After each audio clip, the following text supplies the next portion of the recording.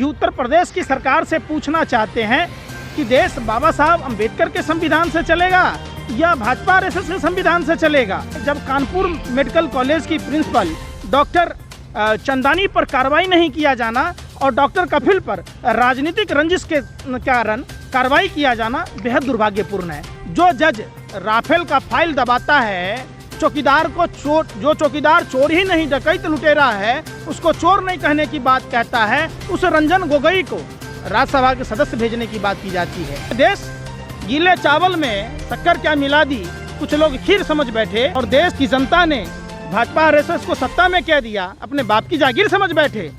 आज की तरह देश के दलाल मीडिया के पत्रकार होते तो हमारा देश कभी आज़ाद नहीं होता।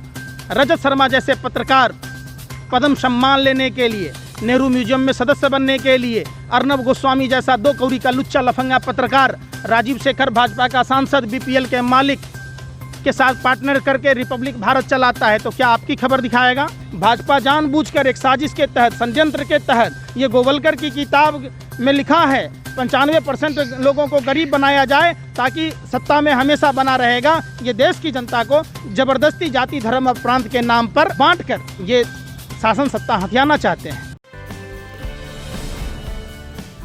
नहीं मिल रहा है, तारीख पे तारीख ही मिल रहा है। आपने देखा कि लगातार तारीख मिला और अभी भी 5 तारीख का समय दे दिया गया है, सुनवाई नहीं हो रहा है, क्या कहेंगे? बहुत ही शर्म की बात है कि जो प्रधानमंत्री स्किल इंडिया की बात करते वो किल इंडिया बनाने में लगे हुए हैं। क्या डॉक्टर कफिल ऑक्सीजन सिलेंडर की कमी के कारण जब गोरखपुर में ऑक्सीजन बच्चों के साथ इतनी बड़ी कमी का हादसा हुआ तो डॉक्टर कफिल रात भर लगे रहे, अपनी गाड़ी से प्राइवेट नर्सिंग होमों से सिलेंडर लाने का काम कर रहे थे। उनको पर जो अभियोग लगाया गया उससे वो बरी हो गए, जांच में पाया गया कि बिल्कुल निर्दोष हैं। फिर सरकार राजनीतिक रंजिश के कारण सरकार ने फंसाने का काम किया। हम उत्तर प्रदेश की सरकार से पूछना चाहते हैं कि देश बाबा साहब अंबेडकर के संविधान से चलेगा या भाजपा आरएसएस के संविधान से चलेगा। जो लोग तिरंगा को पैरों से कुचल रहे थे, जो संविधान का विरोध करने वाले लोग, जो बाबा साहब भीमराव अंबेडकर की संविधान के विरोध करने वाले लोग, ये आज़ादी के टाइम में भी थे, आज़ादी के समय भी थे, बाद में भी हुए और अभी भी हैं। सवाल उठता है जब कानपुर मेडिकल कॉलेज की प्रिंसिपल डॉक्टर चंदानी पर कार्रवाई नहीं किया जाना और डॉक्टर कफिल पर राजनीतिक रंजिश के कारण कार्रवाई किया जाना बेहद दुर्भाग्यपूर्ण है। हम संपूर्ण पूरे भारत से देश के नागरिकों से हाथ जोड़कर अपील करते हैं कि डॉक्टर कफिल के रिहाई के लिए अपनी आवाज़ को बुलंद करें। आपको बता दें, डॉक्टर कफिल बिहार के चमकी बुखार में जिस तरीके से बच्चों के इलाज के लिए चमकी बुखार के समय में इन्होंने प्रयासरत था, इनका योगदान बिहार कभी नहीं भूलेगा। हम खास करके बिहार के सभी नौजवानों से, चाहे वो किसी भी जाति धर्म के हों, डॉक्टर कफिल की रिहाई के लिए आगे बढ़ें और सोशल मीडिया पर एक ट्रेंड चलाएं कि कफिल अहमद को रिहाई किया जाए। ये अजीब सी बात है, सनी देओल भी चुप है, तारीख पर तारीख करते ये संसद भवन की गरिमा बढ़ाने आ गए और डॉक्टर कफिल पर ये नहीं कह सकते। अपने ही सरकार को उनको घेरना चाहिए। कानून मंत्री, प्रधानमंत्री और तरीपार गृह मंत्री से कहना चाहिए कि डॉक्टर कफिल जैसे योग्य डॉक्टर की रिहाई होनी चाहिए। कार्रवाई तो डॉक्टर चंदानी पर होना चाहिए, जो डॉक्टर चंदानी पर कार्रवाई नहीं हो रही। ये रिश्ता क्या कहलाता है? ये मोदी जी और योगी जी को देश की जनता के सामने बताना होगा। कहीं ना कहीं आप कह रहे हैं कि न्यायालय पे भी सरकार का हस्तक्षेप है, कहीं ना कहीं न्यायालय भी अब खुला नहीं है। ये हम थोड़े न कह रहे हैं, ये तो पूरा देश कह रहा है। आपने देखा जब दिल्ली दंगों में दिल्ली जल रहा था, प्रधानमंत्री, राष्ट्रपति, गृह मंत्री, तमाम संवैधानिक संस्थाओं के पैरों तले जमीन, किस तरीके से देश के तारीपार गृह मंत्री ने एक्सेप्ट किया था कि उत्तर प्रदेश के बाहर के लोग आकर दिल्ली को जला रहे थे। कहाँ थे उस समय लोग? चुप और मौन क्यों हैं? हम तो ओवैसी साहब को भी कहना चाह रहे हैं कि आप मुसलमानों के रहनुमा बन रहे हैं। जब बिहार में किशनगंज, अलीगढ़ मुस्लिम यूनिवर्सिटी का फंडिंग रोक दिया जाता है, आप लोकसभा में नहीं बोलते। जब बिहार में बाढ़ आती है कोसी, कमला, गंडक, बागमती, महानंदा नदियों पर, तब आप नहीं बोलते। जब डॉक्टर कफिल पर अन्याय होता है राजनीतिक रंजिश के कारण, एक षड्यंत्र के तहत उनको फंसाया जाता है, एनएसए लगाया जाता है, तो आप नहीं बोलते हैं। हम मुसलमानों के तमाम उन सांसदों को कहना चाहते हैं, क्या डॉक्टर कफील के बारे में बोलना ये गुनाह समझते हैं? क्यों नहीं बोलते? इनको कब सुधि आएगी?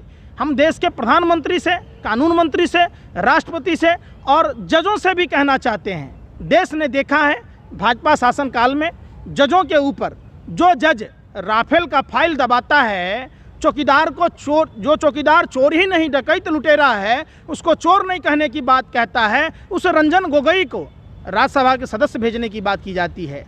जो अमित शाह को बरी करता है, उस जज का प्रमोशन दे दिया जाता है। जज लोया की हत्या हो जाती है। जो जज पीपीए किट घोटाले में संज्ञान लेता है, उस जज पर कार्रवाई होती है। जो जज गुजरात मामलों में प्रकाश डालता है, उस जज पर कार्रवाई होती है। दिल्ली दंगों में कपिल मिश्रा, प्रवेश साहिब सिंह वर्मा, अनुराग ठाकुर पर कार्रवाई करने की बात होती है, उस जज का रातों रात स्थानांतरण कर दिया जाता है। जज महोदय, आप सरकार के हाथों की कठपुतली मत बनिए। आपने बड़े बड़े किताबों को पढ़कर आया है। आपकी जवाबदेही संविधान बचाने की है। आपका काम सरकार के कदम ताल में मिलाकर राजनीतिक रंजिशपूर्ण फैसला सुनाना नहीं है। हम दुनिया के पूरे देश के तमाम न्यायाधीशों से कहना चाहते हैं कि आप, जो लोग कानून को मानते हैं, जो लोग कानून के संरक्षण की जिम्मेदारी जिन लोगों पर है, उन सभी लोगों को इस पर प्रकाश डालना चाहिए और उनकी रिहाई की मांग करनी चाहिए। लेकिन आरोप तो डॉक्टर कफील पे भी लगता है कि भड़काऊ भाषण दे रहे थे अलीगढ़ में। भड़काऊ भाषण किस हिसाब से आप मानते हैं? राइट टू स्पीच का अधिकार है। सीए एनआरसी का विरोध करना क्या गुनाह है? देश की आज़ादी के लड़ाई में मुसलमानों का भी योगदान था। एपीजे अब्दुल कलाम मुसलमान थे। अगर वो कहते कि मैं मुसलमान हूँ, मैं देश को मिसाइल नहीं दूँ, क्या सही होता? देश की आज़ादी के लड़ाई में मुसलमानों का योगदान था, हम इस बात को नकार नहीं सकते। जो लोग 1947 के बाद हिंदुस्तान में रहे, जिन्होंने भारत की संविधान पर विश्वास रखा, उनकी हिफाजत करना, जब तक मेरे शरीर में खून का एक एक कतरा है, मैं उनकी हिफाजत करूंगा, उनकी आवाज़ को बुलंद करूंगा। मैं सीए, एनआरसी, तमाम तरह के इस तरह के जो काला कानून है, जो अपने ही देश में अमन भाईचारा समाप्त करने की बात करता है, उसका विरोध करता हूं। तो क्या मैं भी देशद्रोही कहलाऊंगा? क्या हम पर भी एनएसए लगेगा? ये देश गीले चावल में शक्कर क्या मिला दी, कुछ लोग खीर समझ बैठे और देश की जनता ने भाजपा आरएसएस को सत्ता में कह दिया, अपने बाप की जागीर समझ बैठे। ये फैसला करना भाजपा आरएसएस के नेताओं के हाथ में है क्या? धरने को दिया बंदूक होगा हवलदार। डॉक्टर कफील की रिहाई किसी भी सूरत में होनी चाहिए। और फिर से हम देश के सभी वर्ग के लोगों से, सभी जाति के लोगों से, सभी भाषा और प्रांत के लोगों से अपील करते हैं कि डॉक्टर कफील की रिहाई के लिए आवाज़ बुलंद करें। लेकिन एक माहौल तो ऐसा बनाया जा रहा है ना कि कफील मुसलमान है तो मुसलमान ही लोग आवाज़ उठा रहे हैं, चंद लोग, हिंदुओं को फर्क नहीं पड़ता है, या कफील को मुसलमान होने की सज़ा मिल रही है, ये भी कह सकते हैं आप। देखिए, ये भाजपा के द्वारा जानबूझकर ऐसा प्रोपेगेंडा चलाया जाता है। ये आज़ादी के पहले भी इसी तरीके के प्रोपेगेंडा 1941 में चलाया, लेकिन सरकार उन्हीं के साथ बनाए। 42 में श्यामा प्रसाद मुखर्जी भारत छोड़ो आंदोलन का नारा मुसलमान ने दिया था, तिरंगे का डिजाइन मुसलमान ने किया था, सारे जहां से अच्छा, ये हिंदुस्तान हमारा का नारा बुलंद करने वाले मुसलमान भाई थे। तो क्या आप उनका विरोध करोगे? अगर आज की तरह देश के दलाल मीडिया के पत्रकार होते तो हमारा देश कभी आज़ाद नहीं होता। और देश की आज़ादी की लड़ाई में पूरे देश के लोगों ने कुर्बानी दी है। ये पूरा देश सभी जाति, सभी धर्म के लोग हैं। अब एक बात बताइए, आगरा से 30 किलोमीटर दूर नट जाति की दलित महिला की मौत होती है पूजा की। वहाँ के लोग जब उनको शब्दागिरी से उनके सब फेंक दिया बाहर, जलाने नहीं दिया, तो क्या ये दलितों के हैं? देश में भाजपा की सरकार जब से आई है, दलितों के ऊपर जुल्म और अत्याचार बढ़ा है। तो क्या आप क्या कहेंगे कि ये देश दलित का नहीं है? खास करके भाजपा की सरकार ने, आप देखिए नगर निगमों में जो वाल्मीकि समाज के लोग सफाई कर्मचारी के तौर पर बहाल होते थे, उनकी बहाली रोक दी। जो लोग सरकारी नौकरी वाले पहले प्राइवेट नौकरी वाले सरकारी होते थे, भाजपा की सरकार में सरकारी नौकरी वाले प्राइवेट हो रहे हैं। आपको पता होगा हॉस्पिटलों में सफाई कर्मचारी वाल्मीकि भाई के लोग जाते थे, उनकी बहाली रोक दी गई। रेलवे में बहाली रोक दी गई। तो क्या यह देश दलितों का नहीं है? दलितों का नहीं है, मुसलमानों का नहीं है। उत्तर प्रदेश में ब्राह्मणों की दिन प्रतिदिन हत्या हो रही है, आपने देखा। तो क्या ये देश किसका है? ये चंद मुट्ठी भर लोग जो अपराधी प्रवृत्ति के लोग हैं, जो भाजपा में शामिल हो जाते हैं तो वो शुद्ध हो जाते हैं, बाकी सब विशुद्ध। ये तो माँ पतित पावनी गंगा को भी फेल कर दिया भाजपा के लोगों ने। आपने देखा गुजरात का प्रदेश अध्यक्ष कितना बड़ा आरोपी है। आप बंगाल में देखा जो इस्लाम विधायक पर बांग्लादेशी होने का आरोप लगाया जाता था, भाजपा में आते ही भारतीय हो गया। जिस मुकुल राय पर आरोप लगाए जाते थे शारदा चिटफंड में, भाजपा में आते ही बरी हो गए। जो आप कर्नाटक में देख लीजिए, चंदन तस्कर, कुख्यात हाथी दांतों के तस्कर वीरप्पन की बेटी विद्या को भाजपा में शामिल किया, वो पाक साफ हो गई। हथियारों का सप्लायर तारिक, वो भाजपा के टिकट पर चुनाव लड़ा। छत्तीसगढ़ में भाजपा का नेता हथियारों का सप्लायर, अपहरणकर्ता भाजपा, बलात्कारी भाजपा। आप देख लीजिए उत्तर प्रदेश में किस तरीके की घटना घट रही है। सरकार अगर कुछ गलत करती है तो मीडिया का तो काम है ना, चौथा स्तंभ है, वो आईना दिखाए सरकार को कि आपने ये गलत किया, तो फिर से मीडिया इस तरीके से क्यों कर रही है?